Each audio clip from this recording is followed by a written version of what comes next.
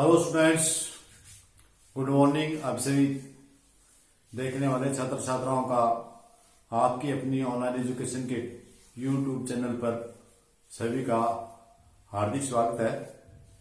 और प्यारे छात्रों, हम कर रहे हैं 12वीं कक्षा के मैक्रो इकोनॉमिक्स का लेसन नंबर 8 और इसमें हमारा टॉपिक चल रहा था निवेश के निर्धारक तत्व।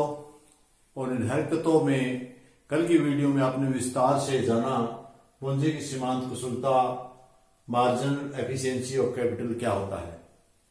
इसके बारे में विस्तार से मैंने आपको कल पूरी डिटेल में बताया था कि इसको हम मार्जिनल एफिशिएंसी को हम संक्षेप में MEC के नाम से जानते हैं, जिसको हिंदी में कहते हैं पूंजी की सीमांत कुशलता और इंग्लिश में कहते हैं मार्जिनल एफिशिएंसी ऑफ कैपिटल। इसके बाद दूसरा जो हमारा इसका निर्धारक तत्व हुआ है ब्याज की दर, रेट ऑफ इंटरेस्ट। तो आज का हमारा टॉपिक रहेगा ब्याज की दर, रेट ऑफ इंटरेस्ट। ये क्या होता है और इसकी तुलना में निवेश करने वाला इसको देखता है या मार्जिनल एफिशिएंसी इनको देखता है। दोनों ही हमारे निवेश दोनों बातों पर डिपेंड करता है कि उसकी पूंजी की सीमांत कुशलता क्या है और उसकी ब्याज की दर क्या चल रही है, उसके हिसाब से ही निवेश करता है। सबसे पहले हम आप जानते हैं ब्याज की दर कहते किसे हैं।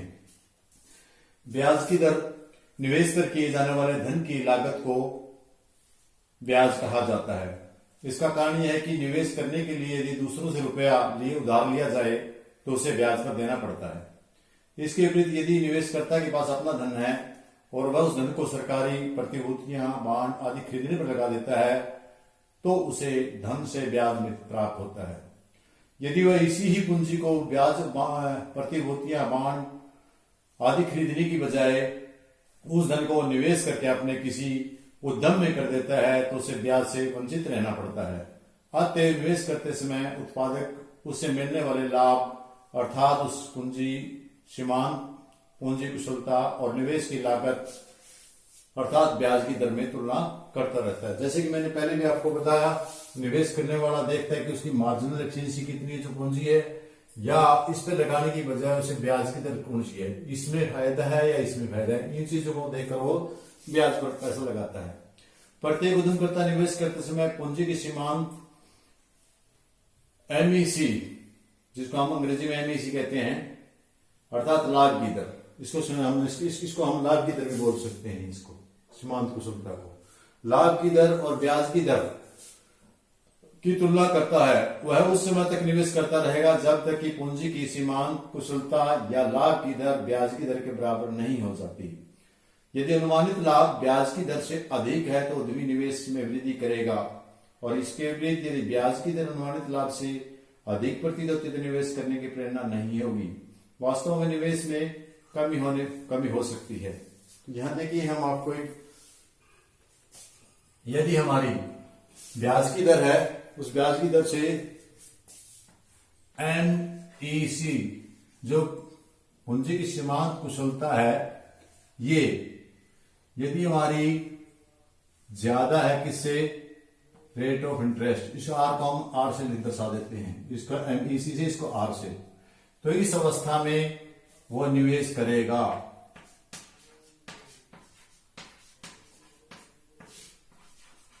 क्यों करेगा? क्योंकि आपको पता है कि ब्याज की दर कम है और जो उसको पूंजी की सीमांत कुशलता है MEC वो ज्यादा है, अर्थात उसको मिलने वाला लाभ ब्याज की अपेक्षा ज्यादा है, इसलिए वो उद्यम में अपनी पूंजी को निवेश करेगा। इसके अलावा दूसरी सिचुएशन ये हो सकती है MEC लेस देन R, इस अवस्था में निवेश नहीं करेगा।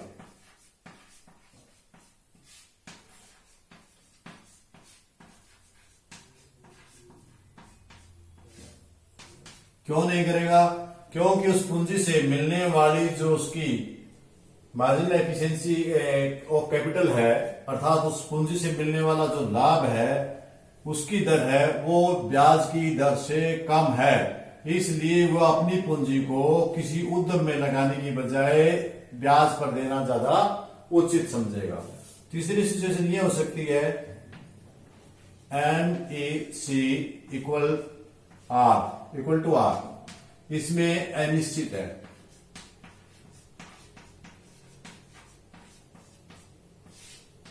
इसमें वो अनिश्चित है, वो पैसे को ब्याज पे भी दे सकता है और अपनी पूंजी को किसी उद्यम में भी लगा सकता है, क्योंकि उससे जो उद्यम से मिलने वाला लाभ की दर है वो और ब्याज की दर दोनों बराबर है।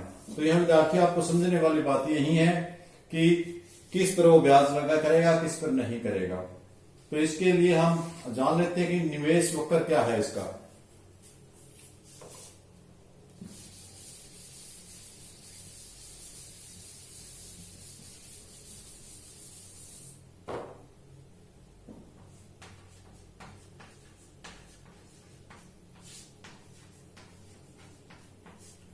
निवेश वक्र हम ज्ञात करेंगे, तो इसके लिए हम एक रेखा चित्र लेंगे, डायग्राम बनाएंगे। तो जो डायग्राम आप देख रहे हैं इसमें हम नीचे ले लेंगे इन्वेस्टमेंट,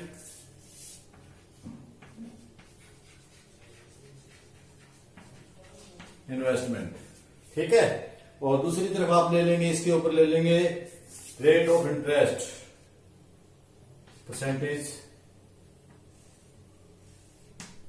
इन्वेस्टमेंट हम ले लेते हैं 5 करोड़ और मान लेते हैं 25%। जब 25% ब्याज है, प्रतिशत में है इंटरेस्ट, और ये हमारे ले लेते हैं 5, 10, 15, 20, 25, 30। हम मान लेते हैं कि जो ये हमारे आंकड़े हैं करोड़ में है और ये परसेंट में है। जब हमारी 25% है तो वो सिर्फ 5 करोड़ का ही निवेश करता है, क्योंकि जो MEC है वो 25, वो इस 5 करोड़ का निवेश तब तक करेगा जब तक उसे 5 करोड़ निवेश 25% से ऊपर, यदि उसे मार्जिनल एफिशिएंसी है वो उससे ऊपर मिल रही है 25% से, तो वो अपनी पूंजी उद्यम में लगाएगा, निवेश में लगाएगा। यदि इसको ब्याज ही 25% मिल जाता है तो वो अपनी पूंजी 25% के बाद उद्यम में नहीं लगाएगा।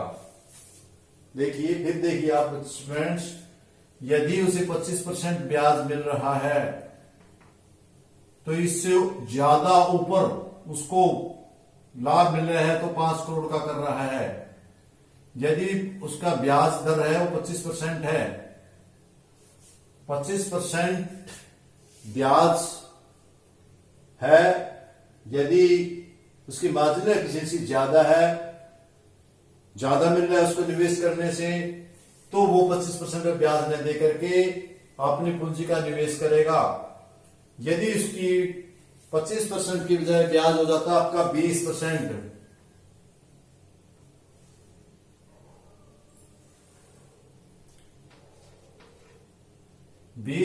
आपका मान लिया उसका ब्याज हो जाता है, तो वो क्या करेगा, इस पर यहां से लेके यहां तक वो बढ़, क्योंकि उसका 20% ब्याज है, ब्याज में देगा तो 20% पैसा आएगा उसका, लेकिन ये कम ब्याज हो गया इसलिए वो ज्यादा यहां उत्पादन करना चाहेगा। इसी प्रकार और ब्याज की दर कम हो जाए, यदि वो ज्यादा उत्पादन और करता है, कब करेगा उत्पादन ज्यादा, यदि उसकी एफिशिएंसी 15% से ज्यादा है, ये 20, 15 और भी ज्यादा है तो यह आ जाएगा 10, और भी ज्यादा है तो यह आ जाएगा 5।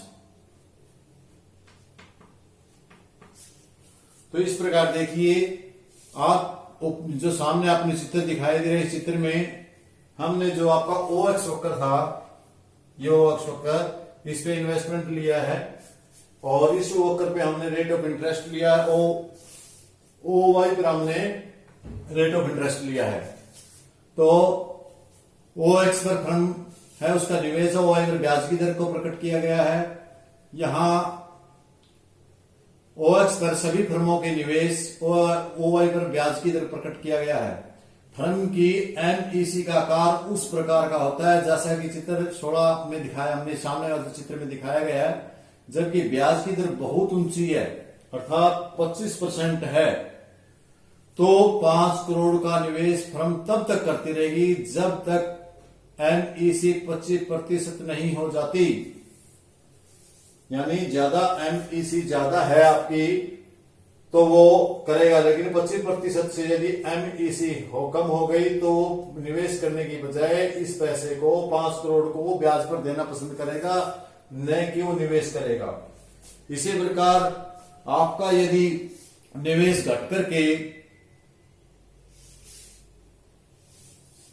ब्याज की दर घट करके 20% हो जाती है तो फर्म अपना निवेश बढ़ा देती है। यहां ब्याज और कम मिलेगा ब्याज, तो ब्याज को पैसे देने के बजाय कहां देगा? निवेश में। तो निवेश कितना कर देगा? वो 5 करोड़ की बजाय 10 करोड़ का कर देगा, क्योंकि इधर ब्याज उसे 20% मिलने वाला है और इधर वो निवेश ज्यादा कर देगा क्योंकि ज्यादा होगा। लेकिन इस प्रकार एमईसी है वो भी आपकी घट जाएगी, वो भी आपकी नीचे ब्याज के कारण नीचे डाउन आ जाएगी, और डाउन आने के कारण फर्म का निवेश 10 करोड़ था वो आगे बढ़ जाएगा। जैसे जैसे ब्याज की दर कम होती जाएगी निवेश बढ़ता जाएगा, परंतु एमईसी भी साथ साथ कम होती जाएगी। जो जो ब्याज घटता जाएगा या आपका निवेश बढ़ता जाएगा, लेकिन यह एमईसी भी आपकी कम होती जाएगी।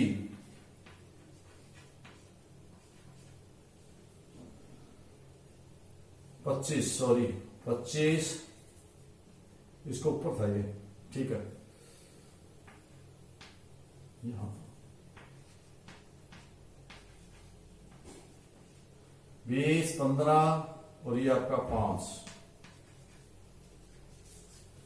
इस प्रकार आपका निवेश होता जाएगा। 25, 20, 15, 10। ये तो था एक फर्म का।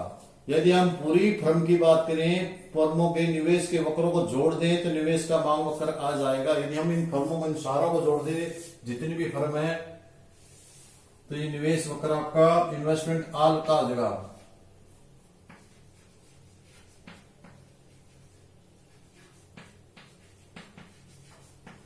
आल फर्म, और इस पे जो OX था आपका, OY पे क्या आ जाएगा आपका? OY पे आपका आ जाएगा वही रेट ऑफ इंटरेस्ट, ब्याज की दर, प्रतिशत में ब्याज की दर। तो ये जो जो हम सभी फर्में हैं, मान लेते हैं हम इसका है 10 पे है, तो ये कितनी करती है फर्म?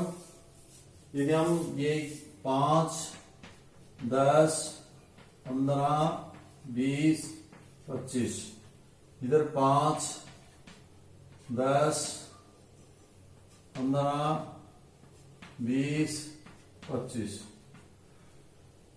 ये जो हमारा 10 का है, इस 10 वाला यदि हमारा सारी की सारी फर्में कितनी करती हैं? जब ब्याज की दर 20% है तो 10 करोड़ का निवेश किया जाता है। मान लिया हमारे ब्याज की 10 इतना परसेंट है, ब्याज इतना परसेंट ब्याज है तो हमारा निवेश होता है इतना। कितना होता है? इतना निवेश होता है। और जो हमारी ब्याज की दर मान लिया घट जाती है तो हमारा निवेश, मान लिया ब्याज की दर 20 से 10% हो जाती है तो निवेश बढ़ेगा, क्योंकि ब्याज में पैसा देना फर्में पसंद नहीं करेंगी। वो कहां लगाएंगी? उद्यम में लगाएंगी और उनका उत्पादन बढ़ेगा। यदि जितनी ब्याज ऊंची दर मिलती जाएगी उतना ही निवेश में पैसा कम लगेगा, क्योंकि लोग अपनी पूंजी को निवेश में करने की बजाय सरकारी शेयर, बांड शेयर आदि खरीदना पसंद करेंगे। इस प्रकार ये हमारा जो वक्र है, इस प्रकार जो हमारा वक्र बन जाएगा, ये बन जाएगा निवेश वक्र, इन्वेस्टमेंट वक्र। तो मेरे ख्याल में आप लोगों को समझ में आ गया होगा। सीधी सी बात है छात्रों, छोटी सी जमा मोटी सी बात है कि जितनी ब्याज दर ज्यादा होगी उतना ब्याज दर ज्यादा होगी, इन्वेस्टमेंट कम होगा। जो ही ब्याज दर कम होगी इन्वेस्टमेंट ज्यादा होगा। ब्याज दर ऊंची हो जाएगी, इन्वेस्टमेंट कम हो जाएगा, क्योंकि लोग हैं यदि ब्याज ज्यादा मिलेगा तो उद्यम में लगाने की बजाय वो अपना ब्याज पर पैसा देना पसंद करेंगे। और यदि ब्याज दर कम हो जाती है तो ब्याज से उन्हें मिलने वाला लाभ कम होता है, जबकि उद्यम से मिलने वाला लाभ एमईसी की दर ज्यादा होती है तो उस पर ज्यादा लगाना पसंद करेंगे संक्षेप में। तो ये आपके लिए आज का था आपका इसके बाद ब्याज की। यहां एक बात का ध्यान देना है कि एमईसी पूंजी सीमांत कुशलता, एमआई निवेश की सीमांत कुशलता की धारणाएं अलग अलग है। निवेश की सीमांत कुशलता की धारणा एक जटिल है, इसलिए हम आज इसमें नहीं, आगे आपको बताया जाएगा। इसी के साथ छात्रों आपका निर्धारण तत्व यहाँ खत्म होते हैं, लेकिन इसी में थोड़ा सा और हम जो इस पाठ का एक छोटा सा टॉपिक रहता है उसके बारे में भी चर्चा करना चाहेंगे। वो है आपका पूर्ण रोजगार की धारणा।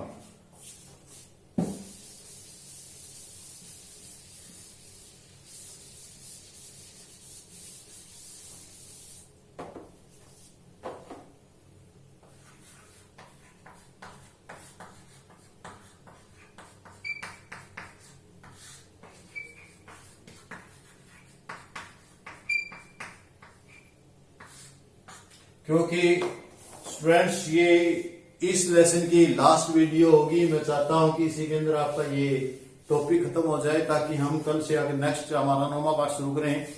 तो देखिए रोजगार की धारणा, वैसे इस बात से आप बहुत परिचित हैं, 11th क्लास और 12th क्लास में कर चुके हैं। आम बोलचाल की धारणा पूर्ण रोजगार से अभिप्राय हमारा उस स्थिति से होता है जिसमें कोई भी व्यक्ति बेरोजगार नहीं होता, श्रम की मांग और पूर्ति की मांग बराबर होती है। परंतु समष्टिगत अर्थशास्त्र में पूर्ण रोजगार से अभिप्राय उस स्थिति से होता है जिसमें किसी दिए हुए वास्तविक मजदूरी स्तर पर श्रम की मांग और श्रम उपलब्ध पूर्ति के बराबर होती है। अतएव पूर्ण रोजगार शब्द का प्रयोग एक ऐसी अवस्था के लिए किया जाता है जिसमें साधारणतया उन लोगों को रोजगार मिल जाता है जो मजदूरी की वर्तमान दर पर काम करने के लिए तैयार हो जाते हैं। तो हम क्या कहेंगे, पूर्ण रोजगार वह स्थिति है जिसमें प्रत्येक व्यक्ति को जो काम करना चाहता है, पूर्ण रोजगार वह स्थिति है, पूर्ण रोजगार वह स्थिति है जिसमें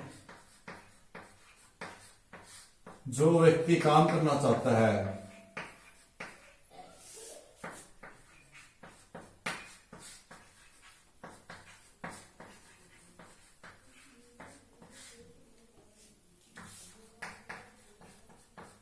क्या जो व्यक्ति काम करना चाहता है, काम कर रहा है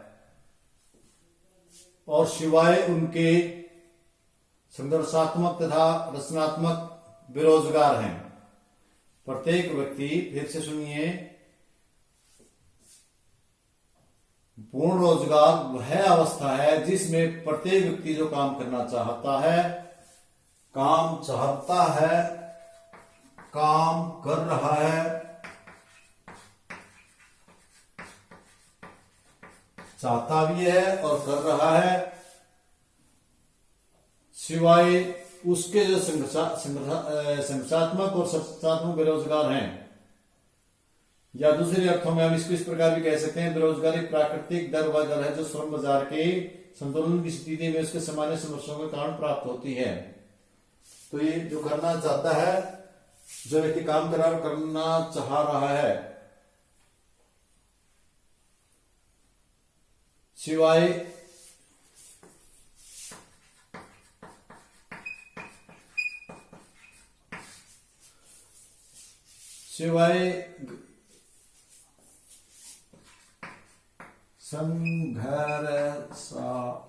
संघर्षात्मक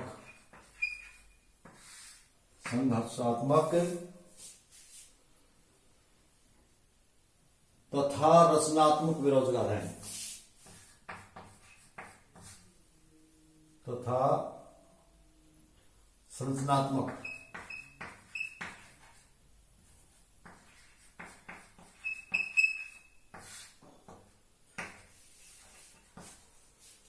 अर्थात जो व्यक्ति वर्तमान मजदूरी पर काम कर रहा है हम उसको बेरोजगार नहीं कह सकते। तो इन दो बेरोजगारियों को छोड़ करके बाकी जो सब कुछ मिल रहा है उनको हम रोजगार कहेंगे, उसे हम पूर्ण रोजगार की अवस्था कहेंगे। क्योंकि शून्य पूर्ण रोजगार की स्थिति शून्य बेरोजगार की स्थिति नहीं है, यह बेरोजगारी की प्राकृतिक दर की स्थिति है। रोजगार का वह स्तर जिस स्तर के साथ सामान्य स्तर की बेरोजगारी भी पाई जाती है पूर्ण रोजगार का स्तर है। अर्थात कहने का भाव यह है कि जरूरी नहीं कि पूर्ण रोजगार में लगभग सभी को काम मिला होता है, लेकिन जो वर्तमान दर पर काम करना चाहता है मजदूरी की दर पर, वो रोजगार है। और जो इनके सिवाय संरचनात्मक रचनात्मक को छोड़ करके बाकी सभी को यदि काम मिल रहा है, काम करना चाहता है या काम कर रहा है, तो उसको हम पूर्ण रोजगार की अवस्था कहेंगे। समझ में आएगी आपको पूर्ण रोजगार की अवस्था। अब ये है कितने प्रकार की, इसलिए हम पूर्ण रोजगार से संबंधित दो बेरोजगारियां हैं। तो हम यहाँ आपने पीछे तो कई प्रकार की बेरोजगारियां पढ़ी थी, हम यहाँ दो प्रकार की बेरोजगारियां पढ़ेंगे। तो ये जो हमारी पूर्ण रोजगार है, इसमें दो प्रकार की बेरोजगारी है। चलो यहाँ लिखने की जरूरत नहीं है, आपको बता भी दिया। सिवाय क्या था, एक तो इसकी सिवाय बेरोजगारी, एक इसका मतलब ये दो प्रकार की बेरोजगारी पूर्ण रोजगार में भी होती है। पूर्ण रोजगार होने पर भी दो प्रकार की बेरोजगारी होती है। तो पहली संघर्षात्मक बेरोजगारी वह बेरोजगारी है जिसका संबंध एक गतिशील अर्थव्यवस्था के कार्य या नौकरी के बदलने से होता है।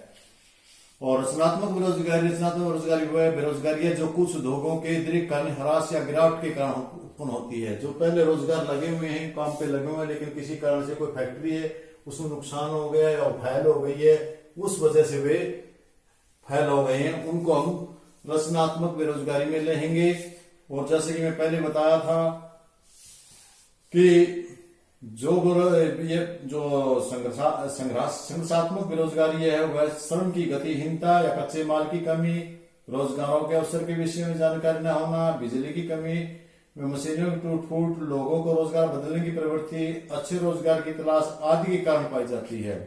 क्योंकि जैसे ही नाम से बताया संघर्ष कर रहे हैं जो लोग, किसी भी कारण से कोई भी संघर्ष कर रहे हैं उसे संघर्षात्मक बेरोजगारी, और जो श्रम की रचना के कारण है उसे रचनात्मक बेरोजगारी कहेंगे। तो इसमें हम एक और प्रकार से भी बेरोजगारी को बांट सकते हैं, ऐच्छिक अनैच्छिक बेरोजगारी।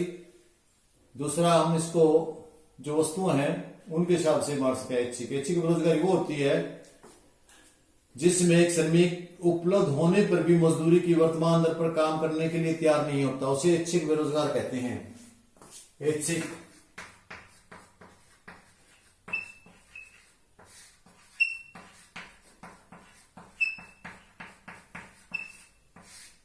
बेरोजगारी या ऐच्छिक बेरोजगार। ऐच्छिक बेरोजगारी या ऐच्छिक बेरोजगार उसको कहते हैं जिसको जो मजदूरी की दर वर्तमान चल रही है उस मजदूरी की दर काम मिलने पर भी वो काम करना नहीं चाहता, उसको हम ऐच्छिक बेरोजगारी व्यवस्था है जिसमें लोगों को रोजगार के अवसर के अभाव के कारण रोजगार रहना पड़ता है। अनैच्छिक एक ऐच्छिक है, एक अनैच्छिक है।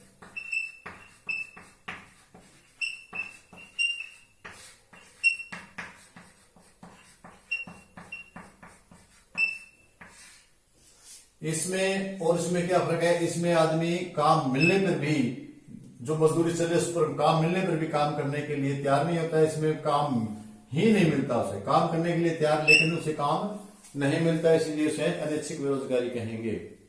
इसके अलावा एक और प्रकार से भी हम इसको बांट सकते हैं जिसका हम नियोजित इसके कह सकते हैं। ठीक है, तो इस प्रकार आपने बेरोजगारी के बारे में जाना। बड़ा छोटा सा टॉपिक था, ज्यादा टॉपिक बड़ा लंबा छोटा नहीं था। इसके बाद इसमें एक छोटा सा और टॉपिक बनता है, वो है आपका नियोजित बचत और नियोजित निवेश। नियोजित बचत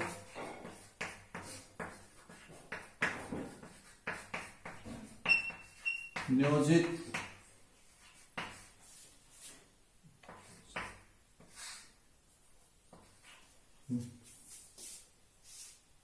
नियोजित बचत और नियोजित निवेश।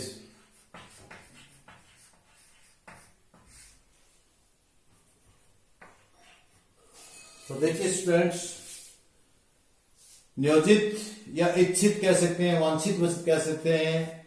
यह वह बचत है जो बचत करने वाले लोग किसी विशेष उद्देश्य की पूर्ति के लिए आय तथा रोजगार के विभिन्न स्तरों पर बचत करने की इच्छा रखते हैं। एक सिस्टमेटिक ढंग से नियोजित का मतलब है एक कहीं काम में लगाने के लिए, कोई काम करने के लिए एक सिस्टमेटिक ढंग से जमा करते हैं। किसी विशेष उद्देश्य को पूरा करने के लिए आय और रोजगार के विभिन्न स्तरों पर बचत करते हैं। जिसकी जितनी आय है उसके अनुसार अपना काम धंधा चलाने के लिए उसमें से कुछ बचत करते रहते हैं, उसे हम नियोजित बचत कहते हैं। दूसरी नियोजित निवेश। इसी प्रकार जो लोग नियोजित या इच्छित वांछित जो आपके पास पैसा है वो निवेश में करता है, वह निवेश करता है किसी विशेष उद्देश्य प्राप्ति के लिए आय तथा रोजगार के विभिन्न स्तरों पर करने की इच्छा रखते हैं। कहने का मतलब आपका ये दोनों की दोनों चीजें एक सिस्टमेटिक ढंग से हैं। एक अपना विशेष उद्देश्य पूरा करने के लिए लोग जो बचत कर लेते हैं उसको नियोजित बचत कहते हैं, और जो एक विशेष उद्देश्य को प्राप्त करने के लिए, आय बढ़ाने के लिए, अधिक लाभ प्राप्त करने के लिए निवेश करते हैं उसको हम नियोजित निवेश कहते हैं। इसी प्रकार हमारा इसी में एक है वास्तविक बचत।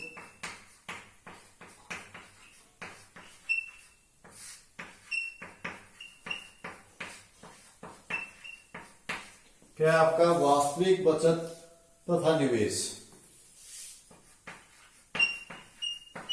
इस धारणा के ऊपर, क्योंकि हमने जैसे कि हमारा पाठ का नाम है समष्टि शास्त्र की समग्र मांग, समग्र पूर्ति व अन्य धारणा है, इसलिए हम अन्य धारणाओं का अध्ययन भी करना जरूरी है। तो इसकी लास्ट धारणा है आपकी वास्तविक बचत निवेश। वास्तविक बचत वह बचत है जो किसी अर्थव्यवस्था द्वारा वास्तव में की जाती है। इस प्रकार वास्तविक निवेश वह निवेश है जो वास्तव में किया जाता है। तो बिल्कुल स्टूडेंट घबराने की जरूरत नहीं है, यहां नाम से पता लगता है आपको वास्तविक निवेश और वास्तविक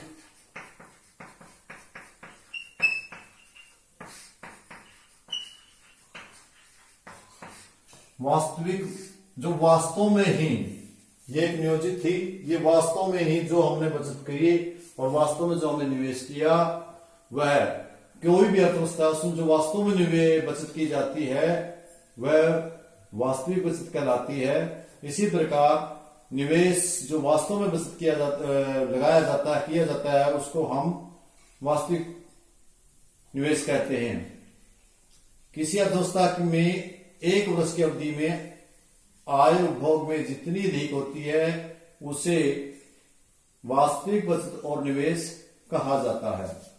तो इस प्रकार स्टूडेंट्स आपके छोटे छोटे 3-4 टॉपिक थे जो मैंने मेरे अनुभव के और बुक का सहारा से आपको बताए। आप भी इसी प्रकार करते रहें, सीखते रहें और आगे बढ़ते रहें। मुझे उम्मीद है आपको वीडियो पसंद आएगी, जरूर लाइक करें और शेयर करें। धन्यवाद।